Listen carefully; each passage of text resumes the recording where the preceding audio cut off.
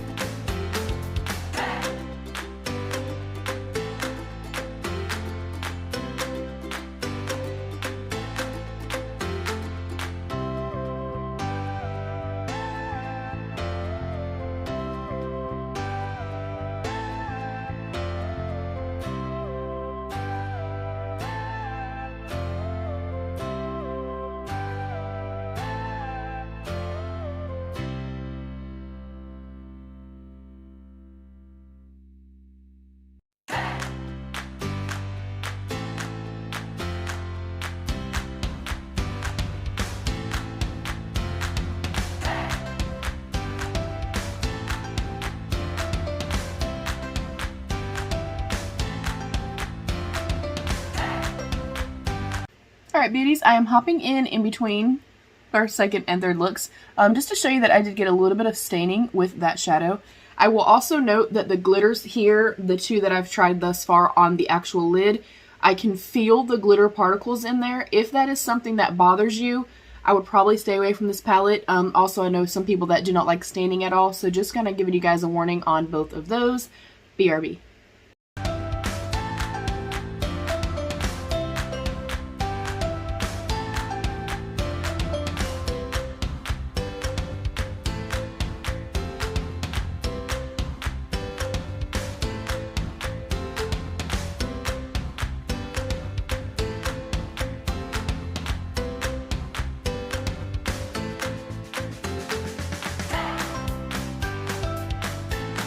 Noting again, cutting in.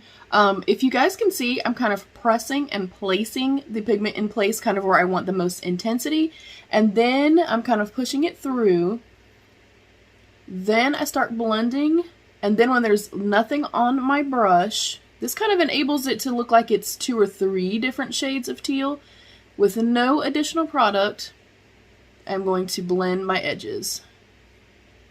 Also, I have not really been wearing a whole lot of makeup on my lower lash line, but typically with these kind of 2 shadow looks, I would bring the matte shade down to my lower lash line. Just noting. Alright, let's get back into it.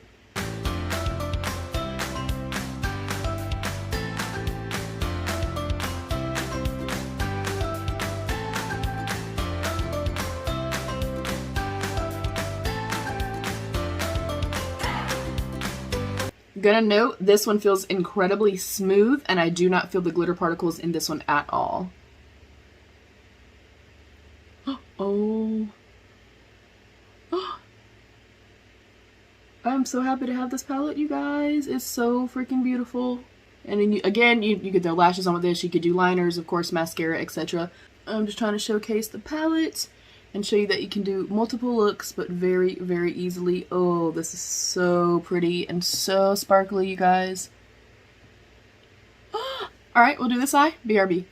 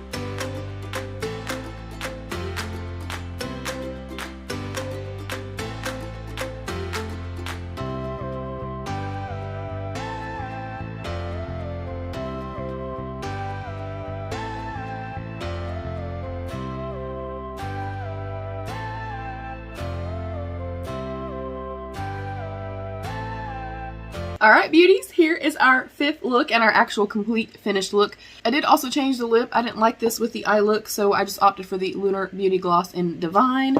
Final thoughts. I'm going to give this a 4 yellow hearts. The mattes, as you can see, performed beautifully. You can get them nice and bold, full opacity, very rich and intense, but you can also take a softer hand, a more fluffy brush, and kind of blend them out to get a lighter finish to them.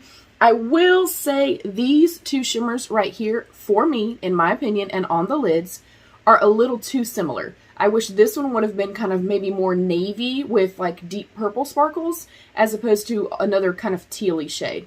I do also wish, just because, in my opinion, unless you do like more kind of dark, vampy, you know, kind of moody palettes, I feel like this is a companion palette. Only because I wish that maybe they would have even done just one light color story here. Maybe either going very, very pale pink here, or a very light lilac, even the teal being very light, just so that we have a little bit of variation with tone.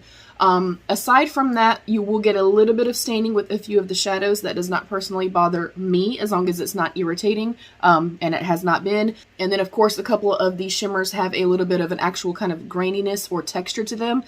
It's not uncomfortable or anything like that. I am just noting it for you guys, but it's absolutely stunning. My favorite shimmer is this one right here. It is phenomenal, but I think they're all beautiful. They're all incredibly high shine. Very, very sparkly. It's a beautiful palette. The mascara is okay. The packaging, 10 out of 10. It is quite black, which I really love. And it did give me a little bit of volume. It just doesn't give me enough. And I think it's only because the bristles are just a little bit more far apart. If these were pushed together a little bit more and maybe this end of the wand was not quite so fat, I think it would be a 10 out of 10. So I'm giving it a 4 yellow hearts just for those couple little qualms. But I hope that you guys like the look. I am obsessed with this look, and it is so much more beautiful and sparkly in person. It is stunning. And the flip here with like that beautiful vibrant magenta shade with the blue. Oh! It's stunning. Also, if you've never tried the Colourpop Flexatarian, you're welcome. It's like $8. Anyways, everything that I used will be linked down below. I thank you, beauties, and I love you. Stay happy, healthy, and safe. And of course, be your own best beautiful. Bye, beauties.